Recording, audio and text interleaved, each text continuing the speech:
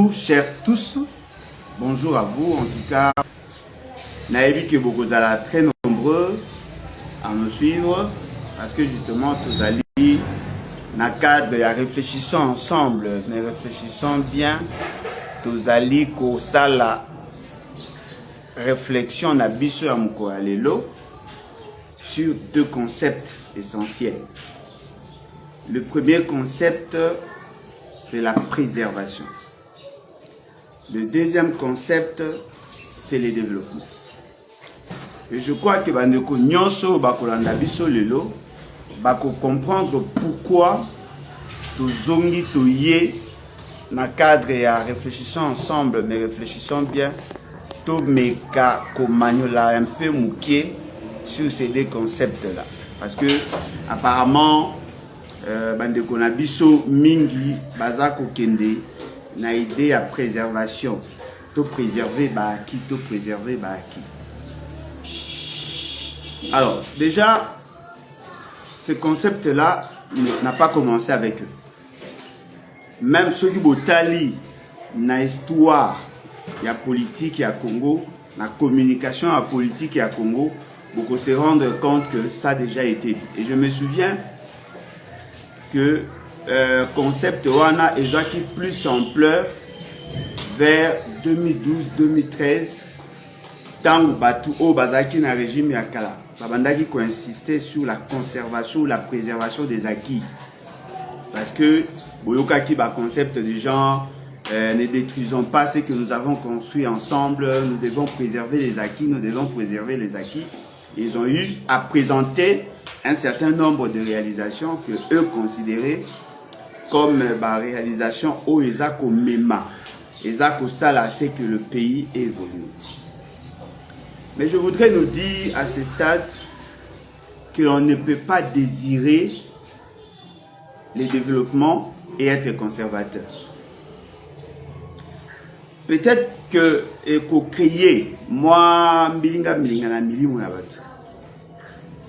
la préservation ou la conservation, ezali biloko yo, bato yo, bazalaka na posa ya kotikala nango. C'est-à-dire que le conservateur na bato ba a tendance à préserver, balingarate elogo salama mieux que ce qu'il y a.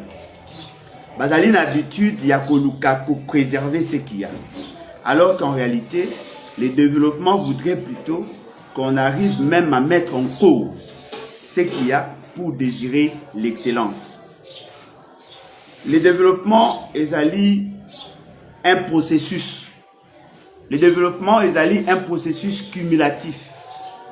Et en tant que tel, la préservation ou la conservation des habitudes retarde le développement. Parce que par moment, les gens utiliser le concept peut-être sans le comprendre en réalité. Celui qui est celui qui est conservateur, celui qui a une approche à préservation, n'accepte pas l'amélioration, n'accepte pas l'évolution.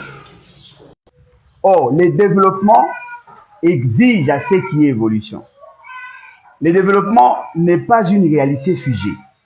Le développement n'aime pas le statu quo. Le développement est fruit, il y a confrontation de ce qu'il y a et de ce qui devait être. Il faudrait toujours désirer l'excellence. Il faudrait tout faire pour que ce qui sera soit meilleur par rapport à ce qu'il y a.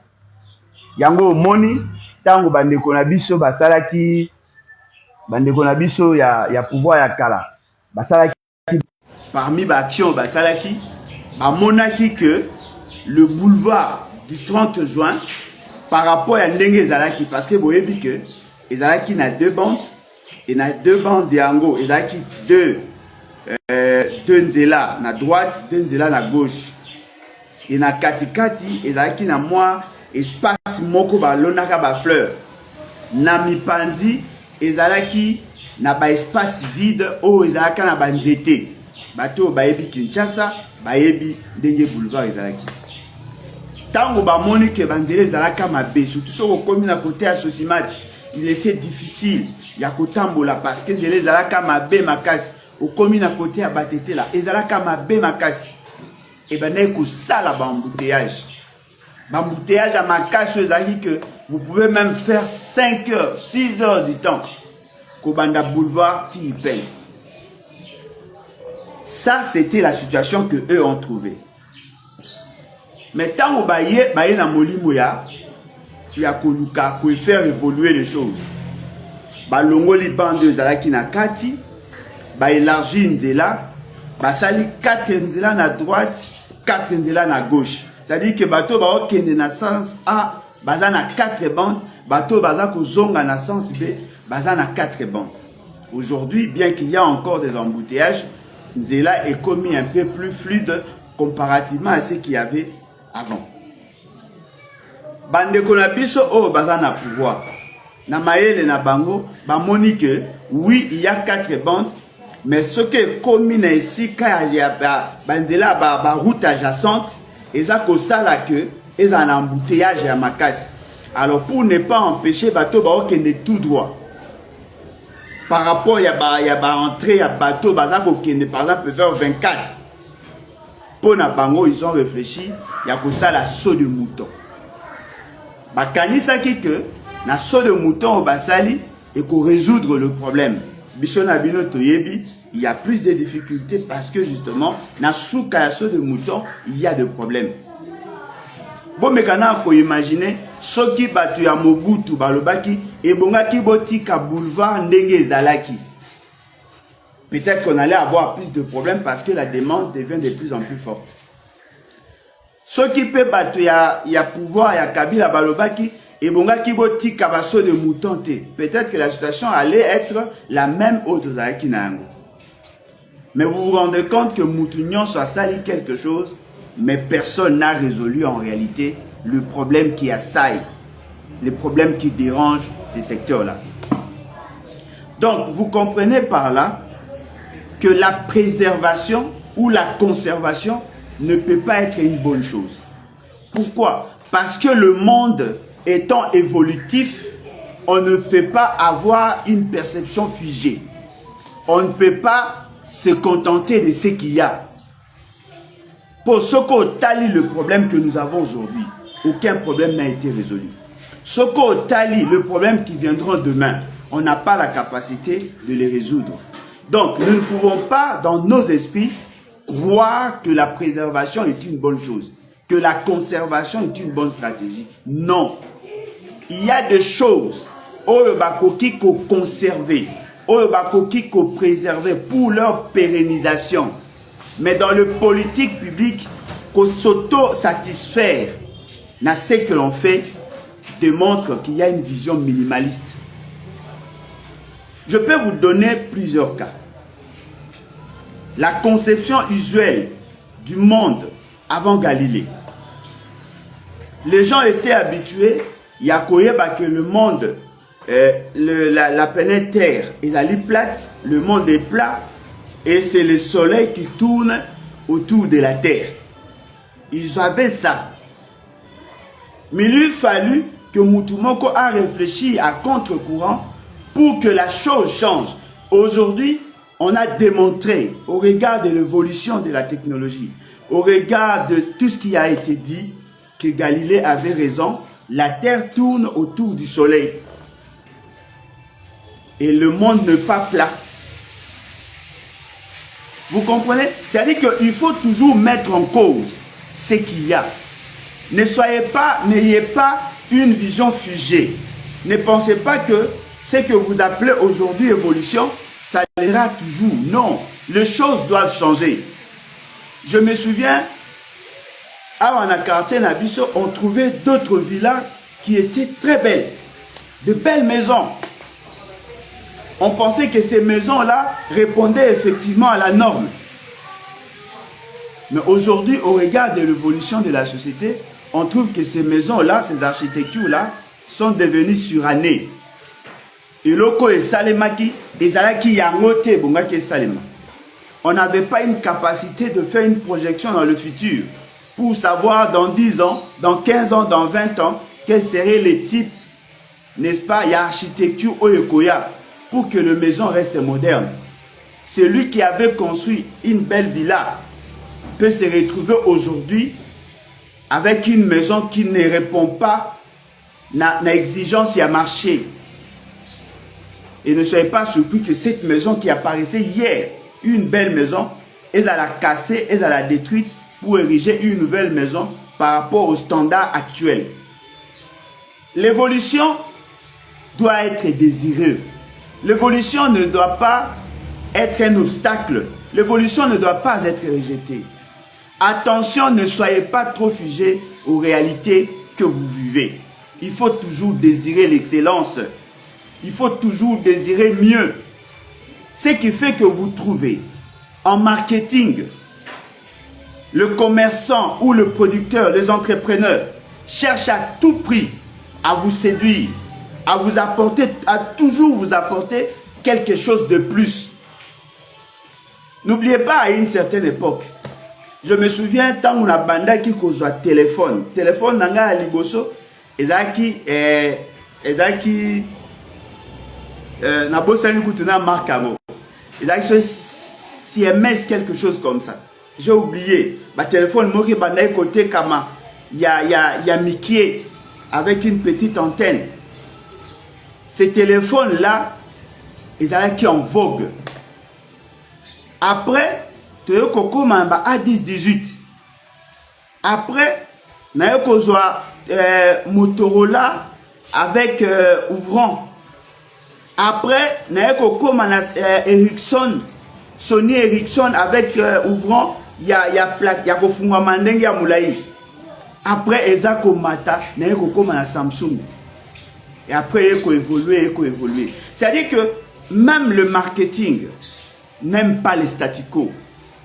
Voilà pourquoi vous trouvez dans la gestion, dans la gouvernance au niveau de l'État, il ne faut pas s'auto-satisfaire de ce que l'on fait, surtout que on n'a pas atteint les objectifs. Il y a ma politique publique. Il faut toujours chercher à mettre en cause. Il faut toujours douter de la satisfaction que vous avez pu apporter. Un gestionnaire, il doit avoir une grande vision. Un gestionnaire ne doit pas se contenter de ce qu'il a fait. Oui, j'ai fait quelque chose, mais il faut toujours innover. C'est l'innovation qui garantit la stabilité de la société. C'est l'innovation qui garantit la satisfaction de besoins. Mais celui qui s'applaudit par rapport à Oya Sali n'est pas digne d'être un manager, n'est pas digne d'être un gestionnaire.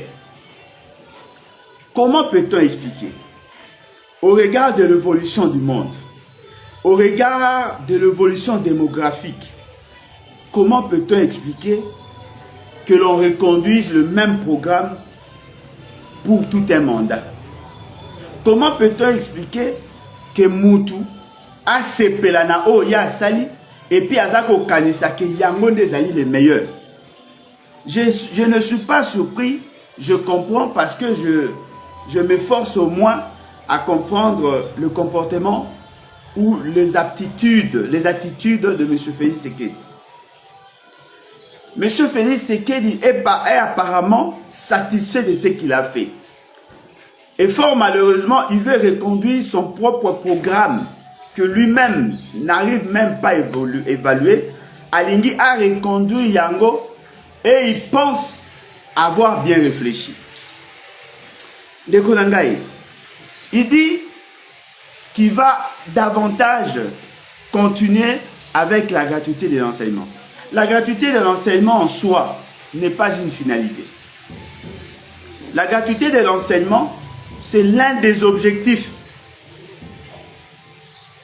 La finalité dans le processus enseignement-apprentissage, c'est de doter à la société des hommes de qualité. Parce que l'approche psychopédagogique, Oyo ezali kosala l'essentiel, il y a action pédagogique, ezali de modeler l'homme, de faire de l'homme un homme de valeur, un citoyen du monde, un homme capable, un élément essentiel pour développer le pays et maintenir le pays dans sa grandeur. En réalité, M. Félix Tshisekedi, quand bien même il s'est dit avoir lancé le processus, il y a gratuité de l'enseignement, bien que c'est faux. Il devait plutôt prendre le soin de réfléchir sur la capacité naïe de transformer le système d'enseignement en une politique d'enseignement. Il devait aller en profondeur, comprendre les réalités de l'enseignant, comprendre les réalités de l'enseignement, comprendre les réalités du système d'enseignement pour arriver, n'est-ce pas, à modéliser et à apporter une solution aux problèmes congolais. Peut-être que les gens ont la surpris. Batu oyo bayebi le système d'enseignement tel qu'organisé. Bayebi que ce système d'enseignement est devenu anachronique, suranné. Bayebi que au regard de l'évolution du monde, il y a certaines disciplines qui n'ont plus leur raison d'être. Bayebi que par rapport, il y a exigence et un marché international. La plupart des outputs Oyo Tozako utilisés ne sont pas dignes de suivre un cursus universitaire. Bayebi que les inputs Oyo Bazako Kota Bazali na capacité ya ko répondre à l'exigence de l'université. C'est-à-dire que ceux qui sortent et ceux qui entrent, il y a déjà un problème. Mais ce fait, c'est qu'un grand nombre de Congolais n'ont pas suivi un cursus classique. Mais ce fait, c'est qu'il est supposé accueillir que ces gens-là doivent aussi kokolisa leur productivité, kokolisa leur connaissance, afin que Bango Peba participer de manière substantielle dans le processus de développement. Et dans le raisonnement de M. Félix Tshisekedi, Azako Kanisa que pendant 10 ans, on doit continuer à parler de la gratuité de l'enseignement. Non. On ne doit pas faire une fixation sur la gratuité. La gratuité est l'accès à l'éducation.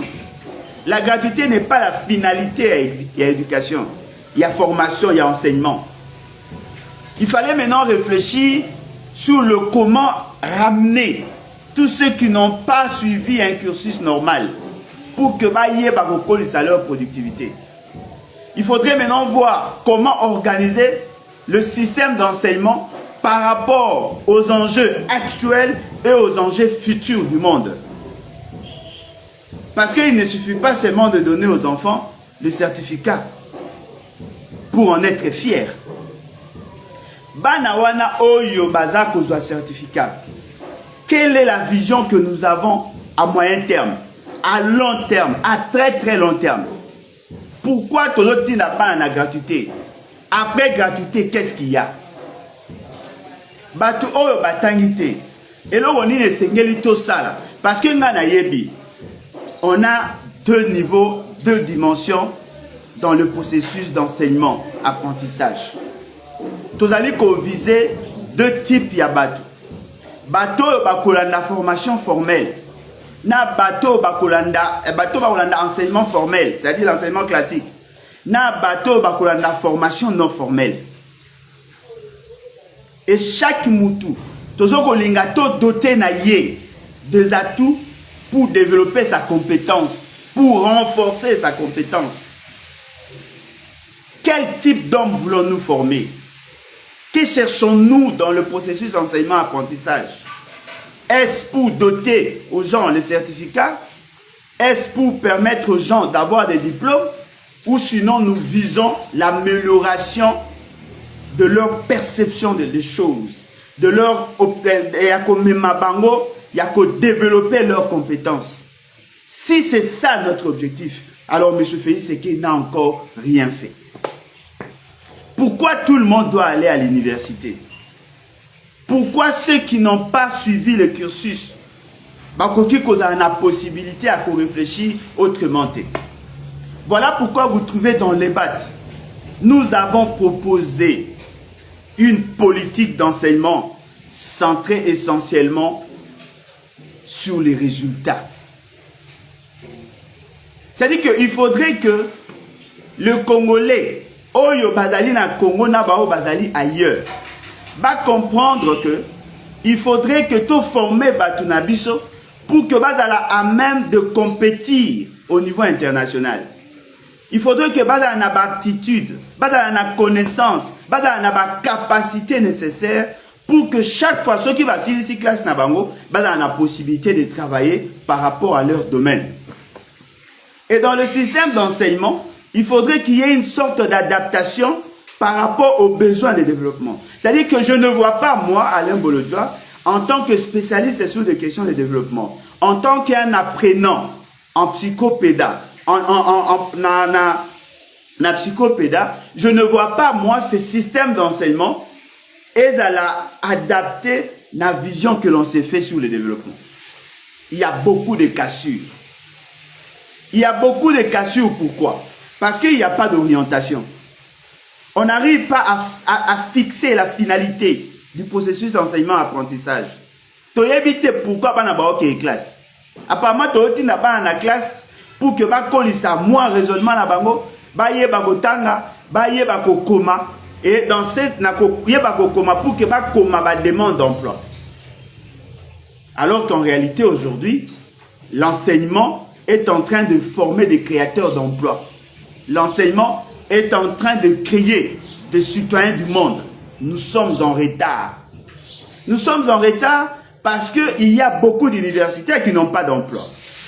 Nous sommes en retard parce que chaque année, tous les diplômés qui ne servent pratiquement à rien.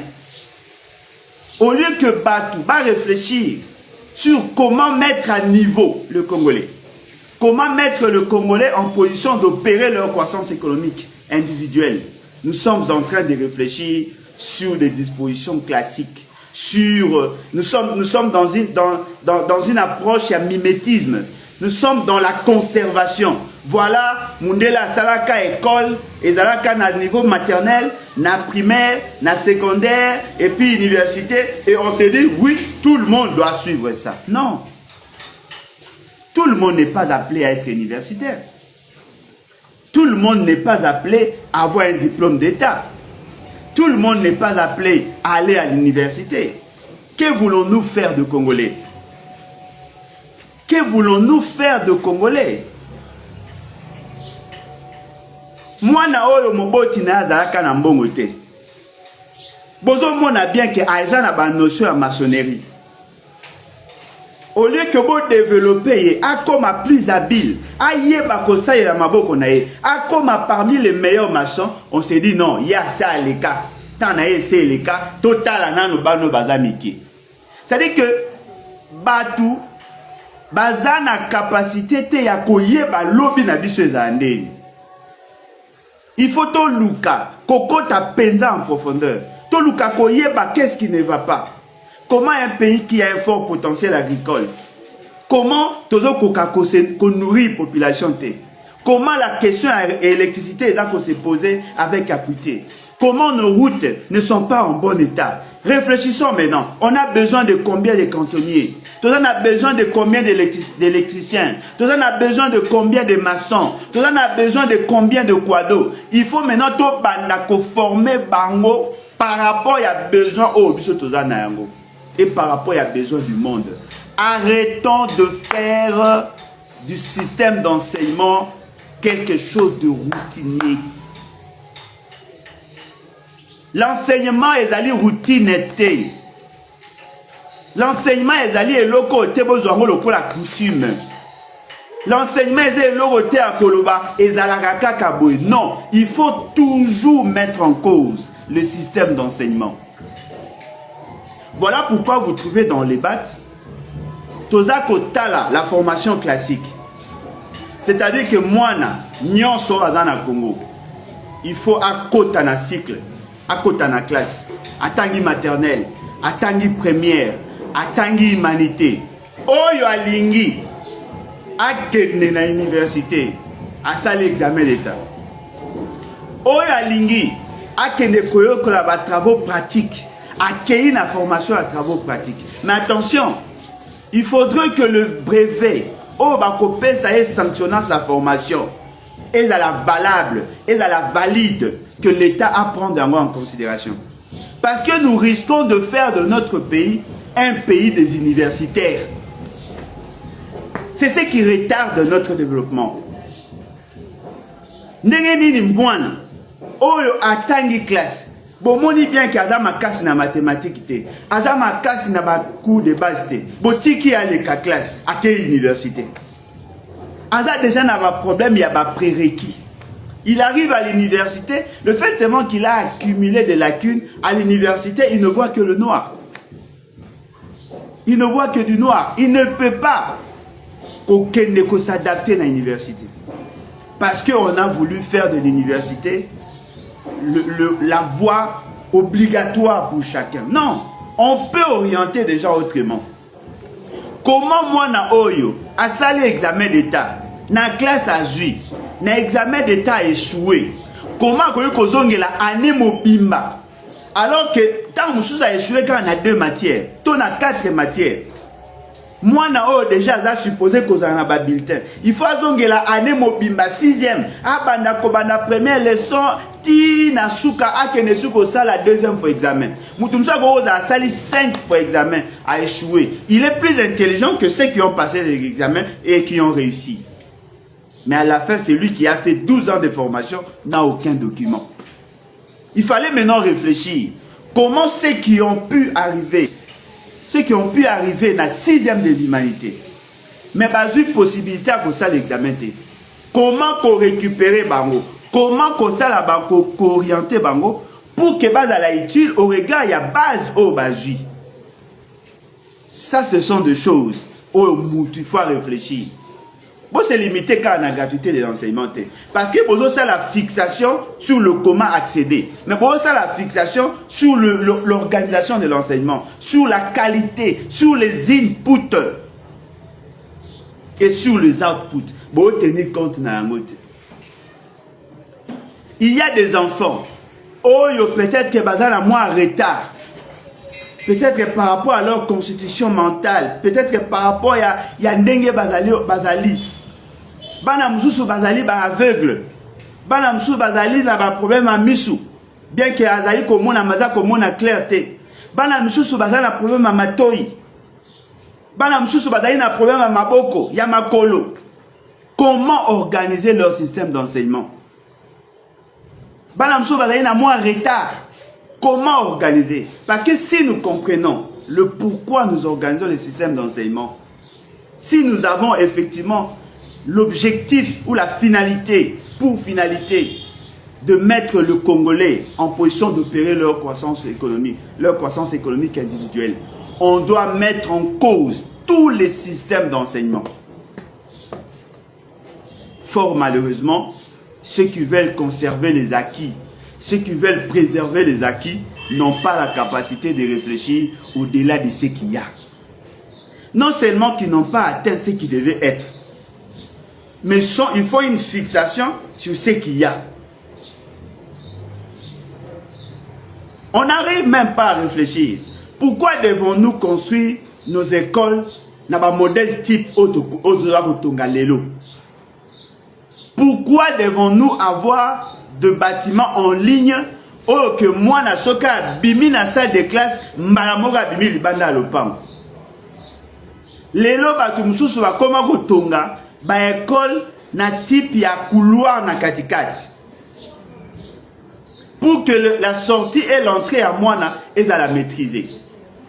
Batu ba koma kotonga en hauteur. Batu ba koma ko sala na kati ya ba école, baza ko tia ba terrain à basket, ba terrain à football pour que bana baza na ba condition afin que bana la paix attirée par les activités parascolaires afin que baye ba assimiler aussi la matière. Pourquoi devons-nous rester dans ces carcans-là?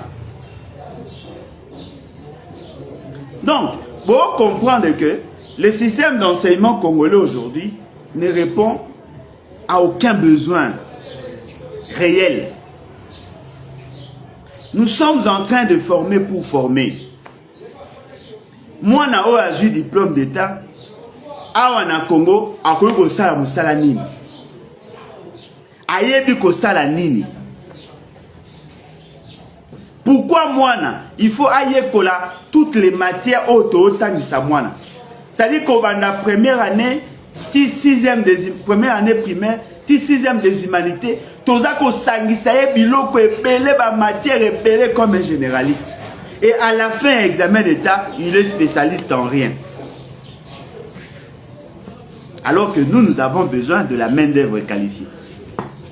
Il fallait maintenant réfléchir sur comment faire en sorte que toi arrives à briser cette réalité. Tout va bien. Tout va dire déjà gratuité enseignement. Non, mais vous ne parlez que d'un aspect de la chose.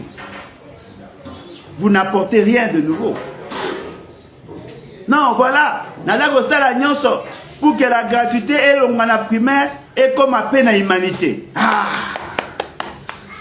Mais quels sont les problèmes de l'enseignement? Comment recycler les enseignants? Quelles sont les exigences pour être enseignant? Quelles sont les meilleures conditions pour motiver l'enseignant? Comment gérer la carrière enseignant? Comment garantir une sécurité sociale? Ces questions-là ne se posent pas. Les enseignants, aujourd'hui, commis réduits à leur simple expression. Les enseignants, aujourd'hui, ne sont plus considérés. Tout le monde a commis la fonction enseignante. Tout celui qui échoue dans la vie, lorsqu'on n'a plus moyen de trouver d'autres emplois, on se déverse dans l'enseignement. On cherche à devenir enseignant.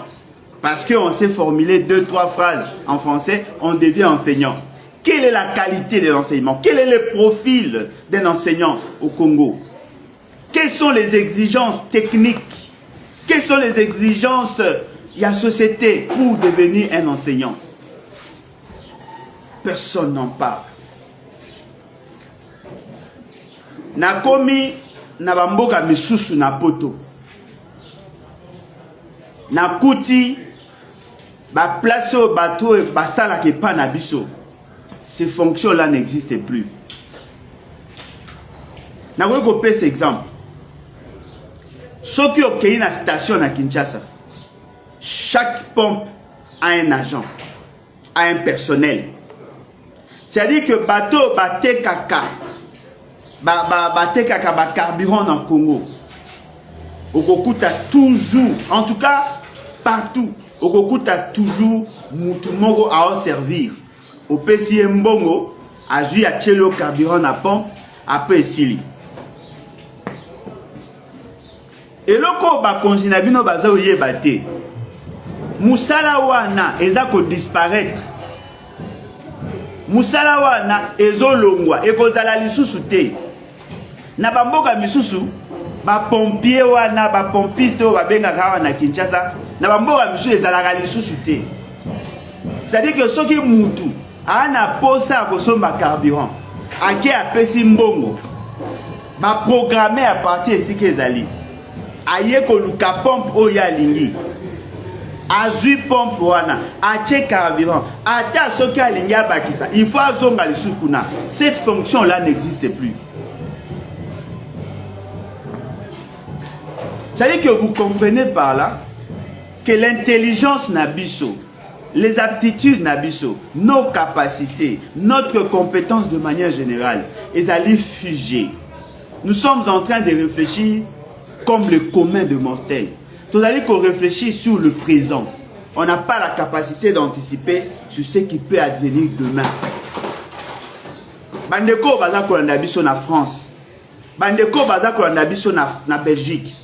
Bandeko balanda biso na Suisse et dans plusieurs pays. Est-ce que na station batu bazalaka sur ce belé ndenge bazalaka na ka? Non. Ce qui veut dire que batu nyonso ba osala musala wana bakozala lisusu te.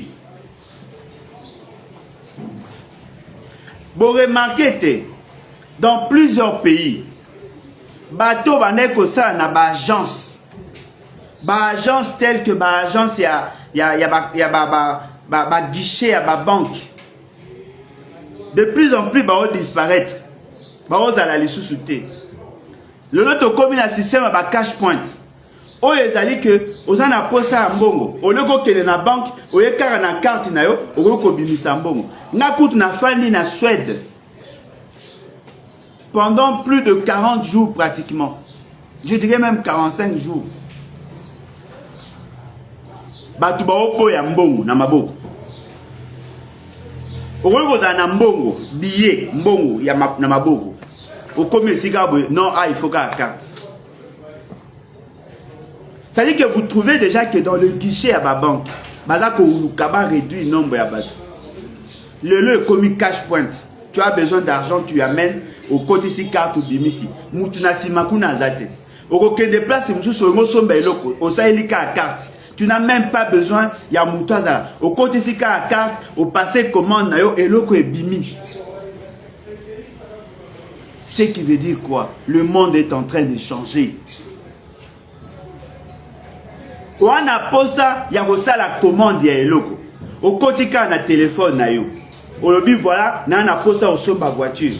Au solo na fournisseur en ligne. Au passé commande na yo en ligne. Au tindele mbonga en ligne. A cause mutuka na yo a chelio na kati ya bateau. Au ye a au dédouané au bimisi okomo tambwa na mutuka. Yo na yebo monanité.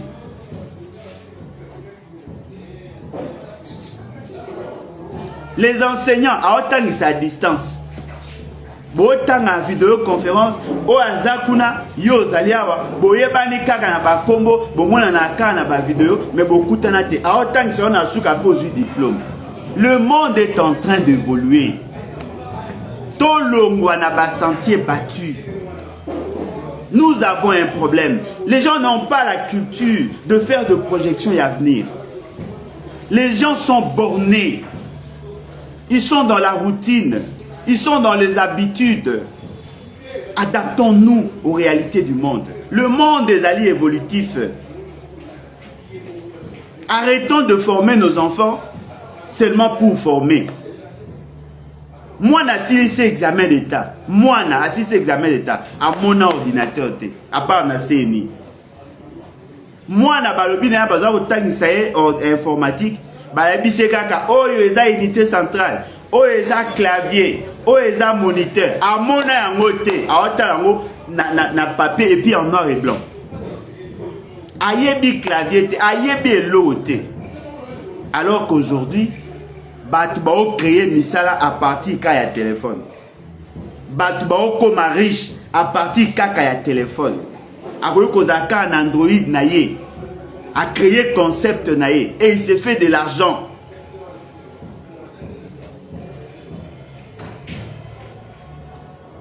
Tozo yebate et l'eau ni ne saignait tout ça.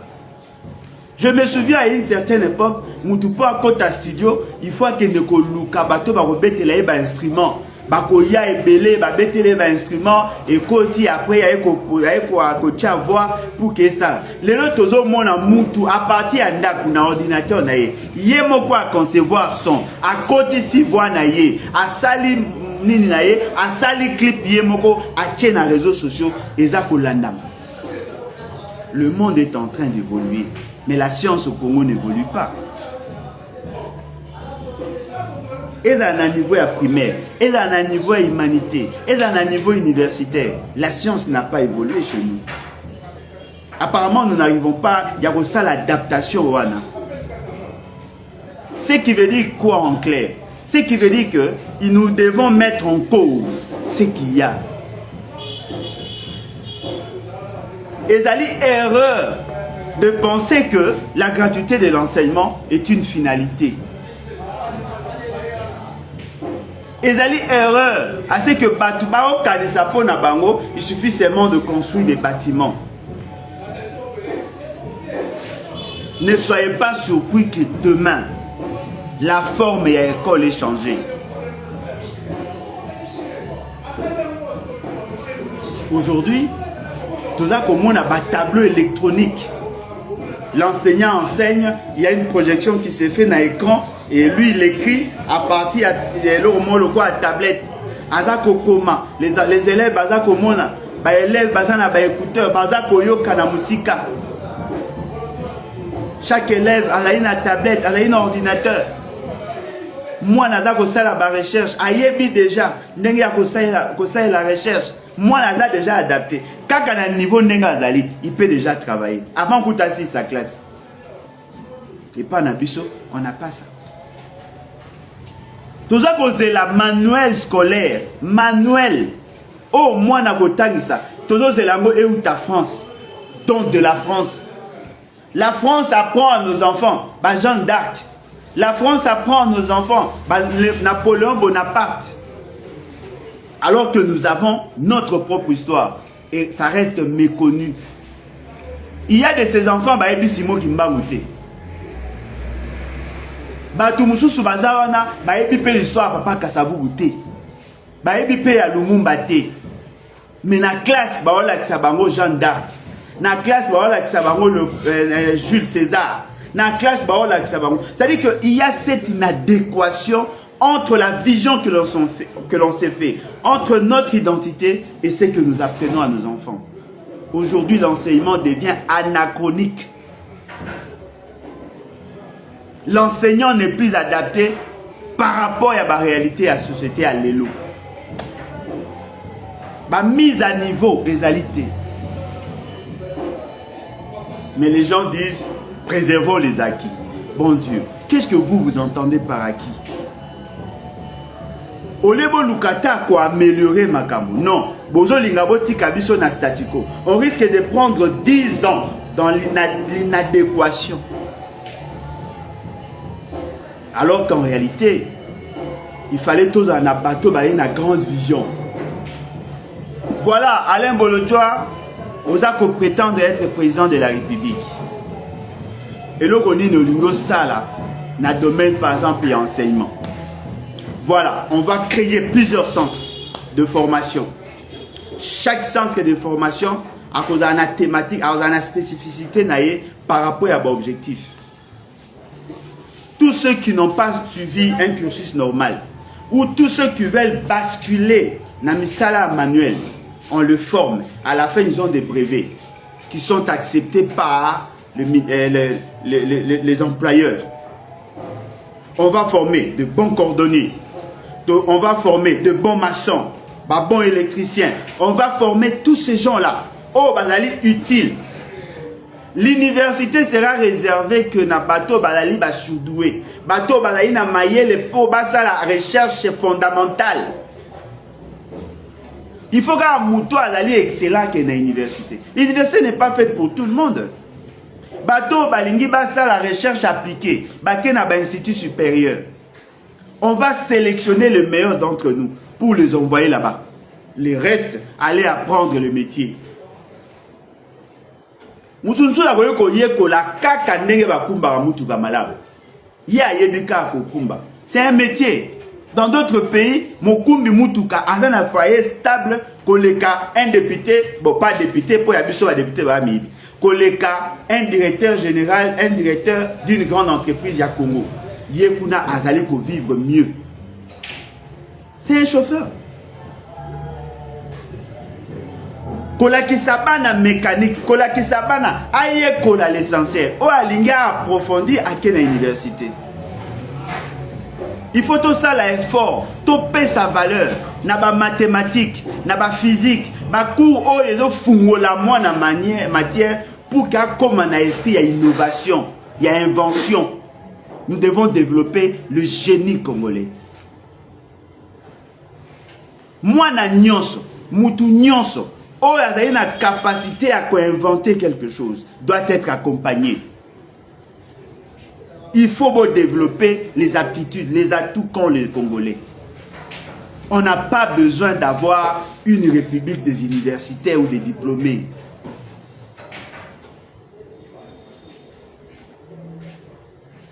Boyende ekosala ke makambo etambo.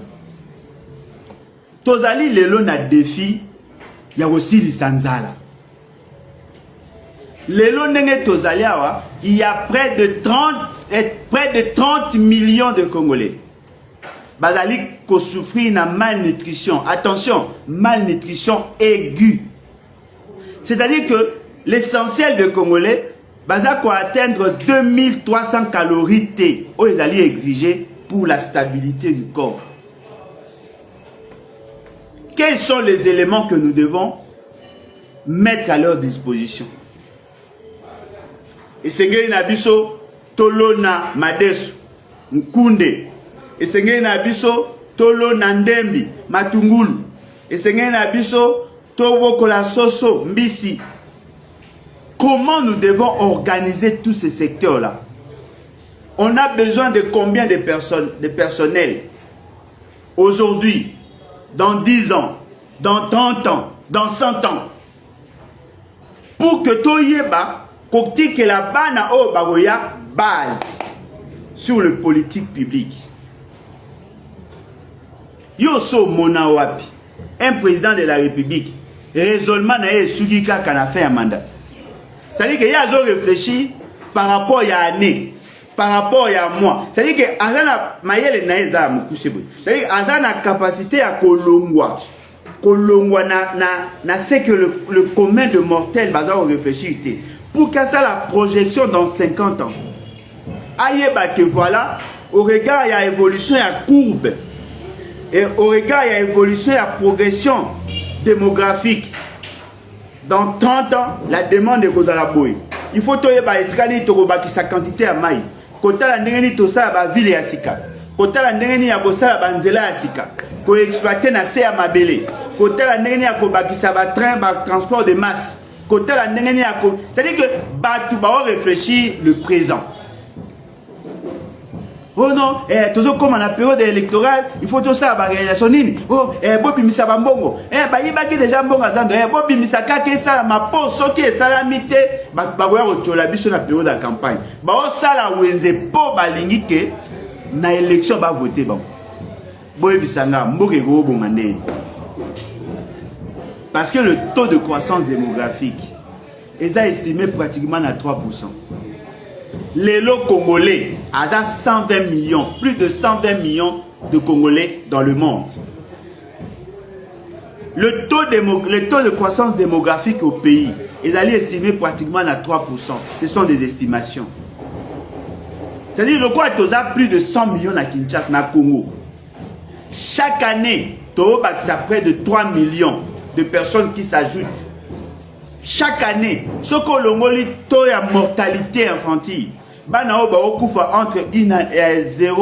entre naissance et 5 ans. Ils ont représenté pratiquement 10 sur 1000. Donc, il y a près de 3 millions d'âmes qui s'ajoutent. Ceux qui ont 100 millions. Année commune à 103 millions. Ils ont au regard, il y a progression linéaire. On peut arriver à 250 millions d'ici 2050. Les lots, toi, on a des certes en eau potable, il y a moins de 15%. C'est-à-dire que sur 100 millions de Congolais, il n'y a que 15 millions de Congolais qui ont accès à l'eau potable. Mais bateau, bah, 3 millions. Après 5 ans, au moins, l'accroissement de la population, et que ça, c'est que maï auto zoalelo et comme amuke koleka yango ba obimisa biso maï na ba délestage maï bimi lundi na tongo et ko bima mercredi na pokwa et ko bima vendredi na tongo et bimi samedi be dimanche na pokwa et katani c'est bo obimisa maï 4 fois. Et là c'est dans les grands centres. Personne n'a la capacité de faire une projection. Bateau ba o vivre na besika ya bazamba na besika o mai ezali te régie de zo komate mayele nini boza kotia pona opesa bango mai lelo ndenge tozali awa la conception même ya ba ville toza na ngote biso le bat tolobaki yango déjà soki biso tozui bokondi toko regrouper ba village toza na plus de 55 000 villages. Il nous sera difficile d'avoir 55 000 moyens à couper sa batoyen sur tout maï. On peut créer des cités agricoles. Ces cités agricoles, tu as 50 villages. Pour un village, il y a 100 personnes, il y a 200 personnes. Tokoyo sangisa bango to sali cité, des cités agricoles. Basangisi mabele, to sangisi gestion esika moko, chacun garde son droit et l'État a droit à un pourcentage par rapport à mabele na bango. Nakati kuna totongi ba école. To sali nzela, to sali ba hôpitaux, to sali ba kele, nyonso oyo sengeli to sala, to sali yango. Mabele o eza ya bino. Soki par exemple tongi to mettre en valeur. Bino mabele, bon a droit à 40%. Ba oyo ba na capital, ba ko na droit à 40, il y a 40%. L'état d'administration a droit à 20%. Pour que permettre na batu nyonso ba bazwa quelque chose. Tolobaka na bino que biso soki tozwi bokonzi na mboko. Togo sala ba îlot de développement. Togo tonga ba cité à Sika. Togo benga oni. La nouvelle ville de Kinshasa. To tongi à Sika. O ezali le loto obuka to bandeli. Il faut to yeba ko sala banzela na se ya mai. Na se ya mabele. Pour que partout bana koleka, to yeba ko désengorger nos routes. Ba route na biso ba traçage de 100 000 lelo ezali inadapté. Et sengeli to exploiter, to relier ba coin à partir ya ba chemin de fer. To yeba ko sala ba tram a na mboka na biso. En même temps, tout ça là que tout provoquer ce que nous pouvons appeler l'exode urbain. C'est-à-dire que partout on a tendance à Kinshasa, ba kende na bamboka misusu. Créer des conditions là-bas. Tout ça la ville ya Sika. Biso nene tola ko kanisa. Toko sala zone économique. Ya makasi une zone économique spéciale. Na Sankuru baloja balomela yango ekobima lokola capitale ya domaine ya transport. Mutu nyonso oyo alingi akende na Congo, ozali na Congo central, ozwi mutuka na yo pa okoti okomi na Loja. A partir ya Loja okoki koleka nzela oke Kisangani, olingo kende oke Manyema. C'est-à-dire que tu relié à mon forme astérisque pour que le Congo ait bénéficié de la capacité d'absorption, il y a besoin en transport. On va organiser le système, il y a transport aérien. Parce que ce n'est pas normal. Mutu aolinga kende Zimbabwe. Zimbabwe est dans le sud du Congo. Azu Ethiopian compagnie à Éthiopien. Azu avion awa. Accueilli na est, extrême est, vers nord-est. A commis na Addis Abeba. À partir d'Addis Abeba, azu avion à Yesko Kokita na Zimbabwe. C'est-à-dire qu'il traverse le Congo. Ti a commis na Addis Abeba, à Longwe, à Katiba Rwanda, à Katiba Tanzanie, ti est comme na Zimbabwe. Mais nous sommes au cœur de l'Afrique. On peut organiser les transports pour que Mouto aille à Brazzaville. Il suffit seulement qu'à Kinshasa, à Zimbabwe, à Rwanda. Il suffit seulement qu'à Kinshasa, à Somalie. C'est-à-dire que nous pouvons jouer ce rôle-là. Il y a plaque tournante de l'économie du monde, de l'économie de l'Afrique. Nous devons organiser le système de transport. Nous devons organiser notre production. Nous pouvons nourrir l'Afrique tout entière parce que nous avons un fort potentiel. Nous avons nos mines. Nous pouvons organiser des industries, desservir le marché mondial en câble électrique. Parce que nous en avons le moyen. Alors, le col a toyebi que ça m'a rendu à transport. Toyebi que ça m'a rendu à industrie. Toyebi que ça m'a rendu à agriculture. Toyebi que ça m'a rendu à électricité parce que nous avons la capacité. Et bien, nous centrons notre formation par rapport à ces objectifs-là. nous formons des gens spécialisés en matière d'aviation civile, te former Batou en matière de production à câble, te former Batou en matière de tourisme, te former Batou en matière de production agricole, te former. C'est-à-dire que nous devons organiser notre système d'enseignement par rapport à nos visées, par rapport à notre vision de développement. Boye Bisangai, au regard de la statistique, combien de Congolais ont un diplôme? Oh, bazo ça il a diplôme na bango. Ba combien? Po lelo nde tozabwe. Lelo ndenge tozabwe. Bato basali journalisme et communication. Ba combien belé, ba chaîne zap, ba combien na ba chaîne na ba YouTube.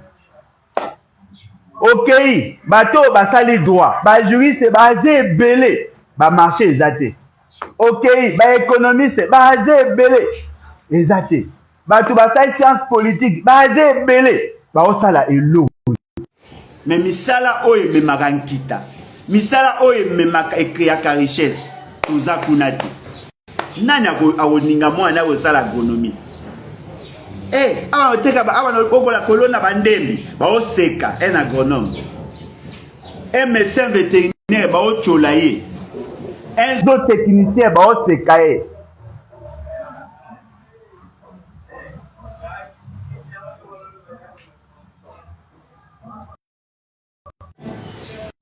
Il faut revoir l'éducation nationale.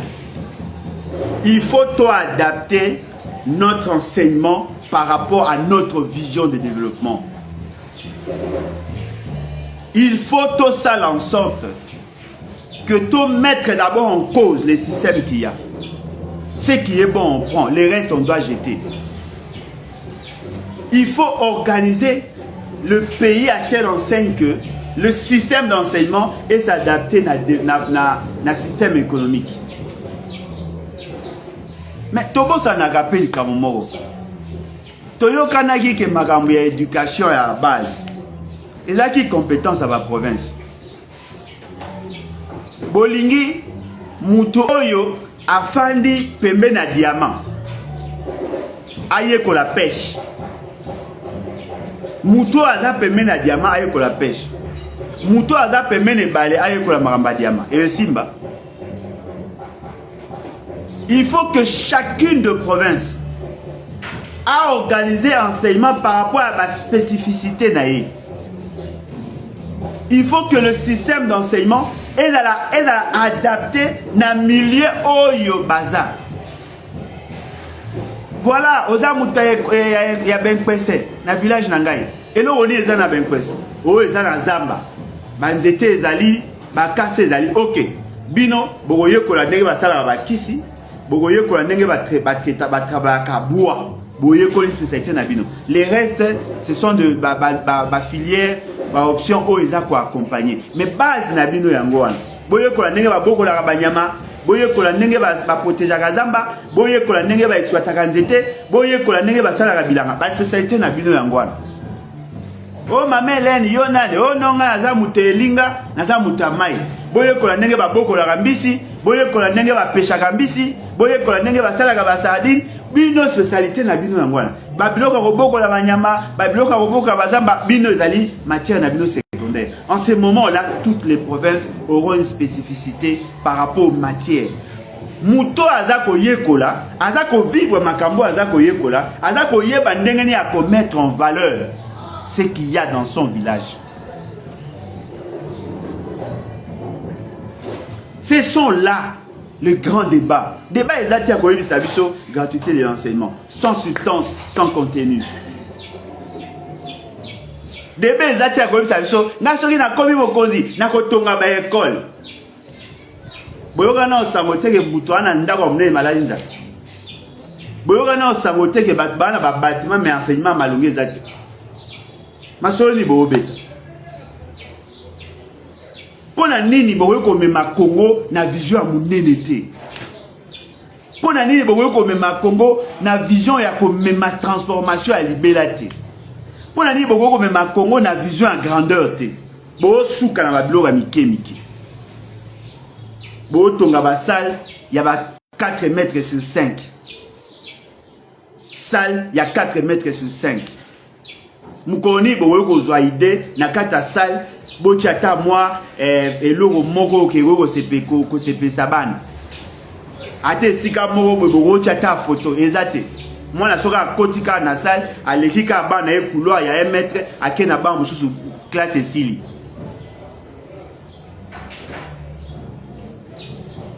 Toiture, il y a école. Ils ont juste permis à salle. C'est-à-dire que ceux qui ont une fenêtre, tout va comme asphyxier. Nous pouvons peser. Tonga, l'école n'est pas Tonga vers les années 1889. Et 1889. 1929. Alors qu'avec la problématique du réchauffement climatique, avec les conditions actuelles, modernes, il faut pas espacer Zalati. Aération peut Zalati.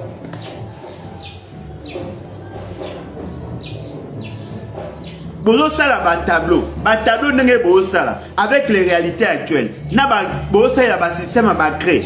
Est-ce que le long dans monde ba créer auto ça il a awa et ça la ressource na ba place mususu. Ba système ba tableau o ezali que ceux qui vont pangu si tableau et comme pembe pour comment il faut le créer à couleur. Est-ce que biloko wana ezala la ressource? Boana retard. Omoni tellement beaucoup qui parle bino makambo wana te boana retard. Ngelo esala nga passe.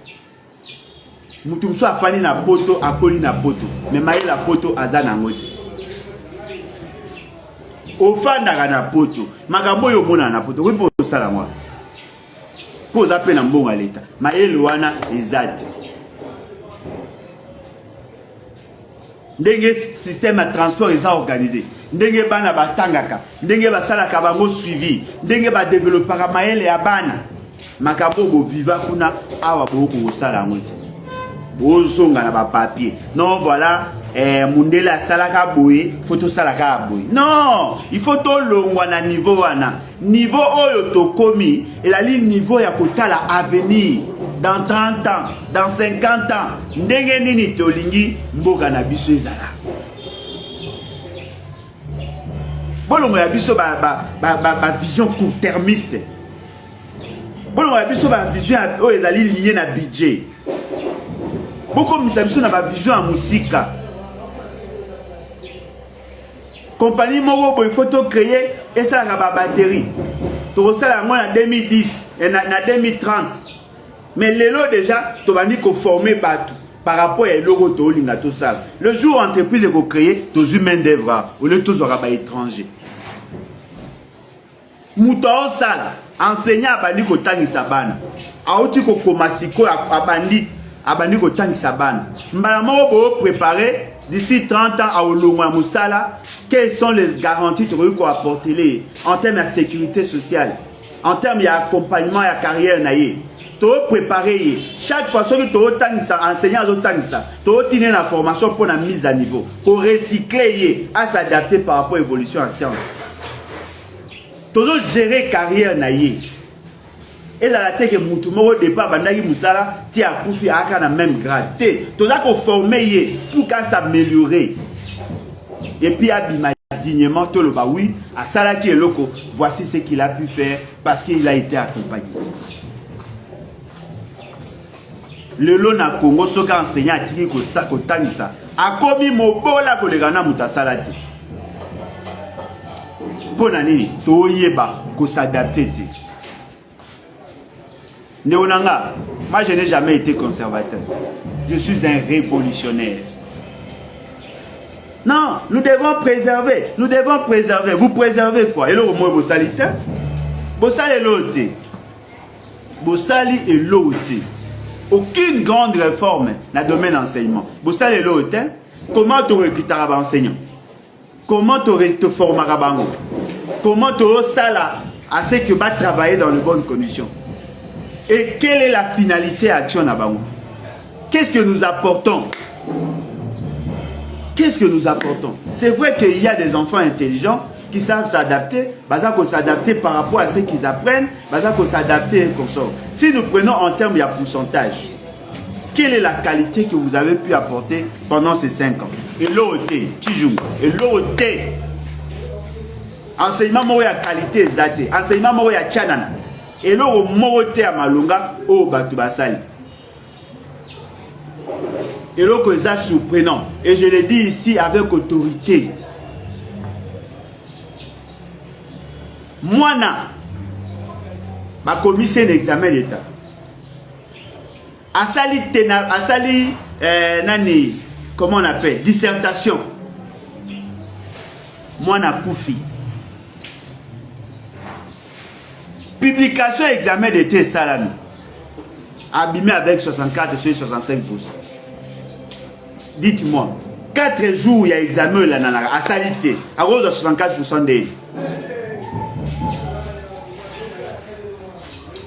Toute une zone, ce que nous pouvons appeler une commune scolaire, commune éducative,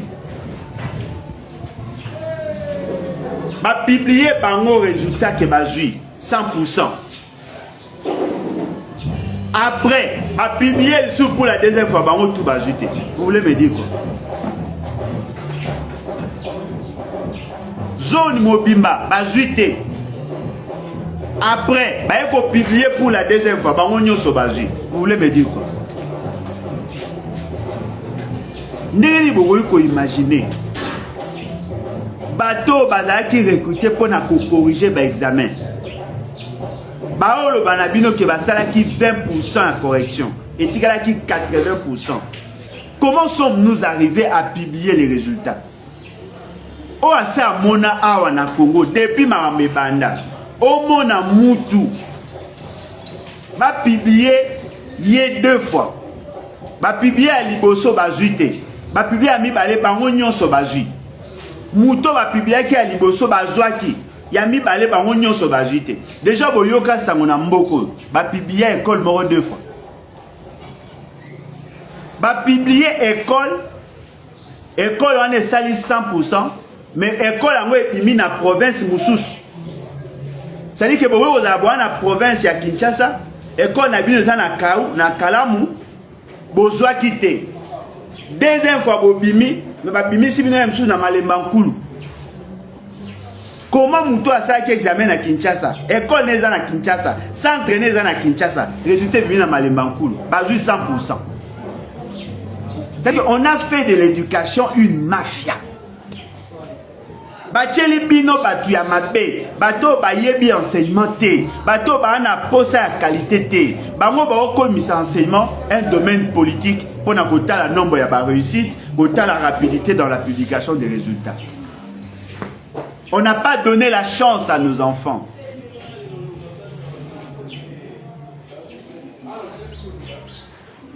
Comment moi na koyo kobima na 84%, mais ça na maîtrise à matière mode. 84% ça veut dire quoi? Obimi na 8 sur 10. Si obimi na 8 sur 10, il faut y avoir marambo au tangay. Comment vous avez une grande distinction, mais ebi marambo à tangélité. Et ça n'est pour la biso à venir. Notre avenir dépend de la qualité. J'ai vu une vidéo, bien que je n'ai pas apprécié le comportement du parent. Le parent a obligé moi à attendre. Moi a senga bati que la pétan sakami. Papa le dit c'est pour ton avenir. C'est vrai que ce n'est pas une bonne approche. Mais au moins le parent a besoin de voir son enfant bien étudié pour que son lobinaye est à la meilleure, son avenir est à la meilleure. Mon pote se perbatini moi naé on fait dans l'école. Mon pote a boyé baté, ba comme ça moi né un monstre scientifique. Moi na bobima zoba naé pa na diplôme. Na souka ya vie naé, akozala toujours na problème. To lukani na mbogo. Toi na posa qualité, to exiger qualité. Bolanda, lukuta ya batu ba na pouvoir. Mais ce Félix c'est qu'il n'est pas un ami de l'école. Mouto a kokaka classe te, a linga pete abongisa classe. Il faut moutou ye moko à la fruit de l'école. A linga école, a linga kotanga. Nde akoyeba et sengoni ezali na kati ya école. bato ya chance au pamba. Bato baza ko compter na fraude pour na kozwa ba fonction. Ces gens-là ne peuvent pas organiser notre éducation. Donc vous comprenez par là notre inquiétude, notre souci. Toi n'a pas ça de Ronangaï, beau désirer l'excellence. Toi n'a pas ça que ce changement tant souhaité par tous est dans une réalité historique, une réalité partagée. Nous avons besoin que nous tenions sur un changement. Mouto alingi to mema algorithme ya sika, un nouveau paradigme to la kisa na monde entier, que nous sommes effectivement na mode il y a développement, tout à vraiment la processus la transformation des structures. Venez adhérer massivement dans les BAT. Les BAT, votre parti, il a dit parti à venir, il a dit parti à développement, il a dit parti à changement structurel, un changement fondamental, un changement profond. Tout à n'a pas ça, Boya et Belé. Venez adhérer massivement dans les BAT. Lèvons-nous et bâtissons. Nous voulons bâtir un Congo nouveau. Nous voulons bâtir le Congo d'avenir. Tolingi, que ce changement-là est un changement brusque. Voilà pourquoi nous disons nous sommes des révolutionnaires.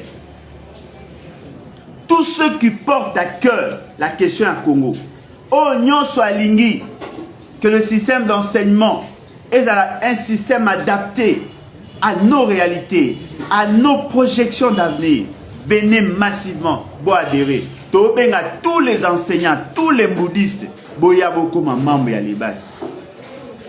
Topunda ensemble avec vous pour que ce système-là ait à changer de fond en comble.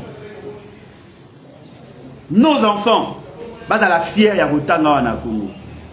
Topa kisali kolo ya éducation, la rigueur. Topé sa bana goût ya okoma maele.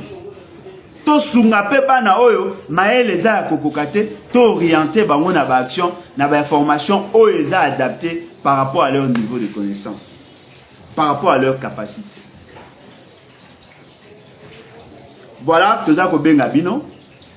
Siège na biso ezali na croise na avenue Kabinda numéro 200 en diagonale gauche na Pain Victoire. Bolingi bobenga biso na plus 243 81 250 28 51. Bolingi botindela biso message directoire lebat@gmail.com. Boya ebele penda naza ko sepela déjà ndenge boza ko ya ebele naza ko sepela makasi bao bazali en dehors ya Kinshasa. Bo benga biso to ko tindela bino ba fiche d'engagement, bo signer yango massivement, bo tinda yango to ko service na bino na base de données na biso ensemble avec vous toye ba komema changement. Aujourd'hui avec la nouvelle technologie, on n'a pas besoin d'être ensemble pour organiser des réunions. Nous organisons chaque dimanche nos réunions. Chaque dimanche. Le président en séance, ceux qui a yebi que Ozali membre ya sika akoyambayo, mi préparé pour se présenter pour que Batunyo se baye bayo. Tout ça il a Microsoft Teams, tout ça il a rappelé Zoom. Vous avez la possibilité à participer. Attention. Pour que le lien est fungama, il faut installer l'application dans téléphone, ton ordinateur. Pour bandego mingi, alors au final lien, il n'a pas l'application et au fungama te. Il faut d'abord installer Microsoft Teams ou installer les Zoom. Ceux qui vont tenir leur lien à Zoom ou côté balamoko et fungami. Boya ebele. Vous voulez les changements? Venez être l'acteur de ces changements-là. Ne soyez pas le consommateur du changement. Vous êtes un acteur majeur. Venons ensemble, provoquons ces changements. Un changement brusque, un changement radical. pour donner de la valeur à notre avenir. Venons, réinventons l'avenir ensemble. Les BAD, levons-nous et bâtissons. Les BAD, un nouvel esprit pour un Congo nouveau. Les BAD, ensemble, réinventons l'avenir. En tout cas, merci beaucoup, Nandenge Bolandi. Et je crois que prochainement, Tokoko sous en profondeur sur un autre secteur d'activité pour que vous voyez qu'est-ce que nous avons comme vision. Et je suis sûr et convaincu, ça va vous aider à bien faire les choses et à faire en sorte que le pays devienne effectivement un pays développé. En tout cas, au revoir et à la prochaine. Bye. Merci.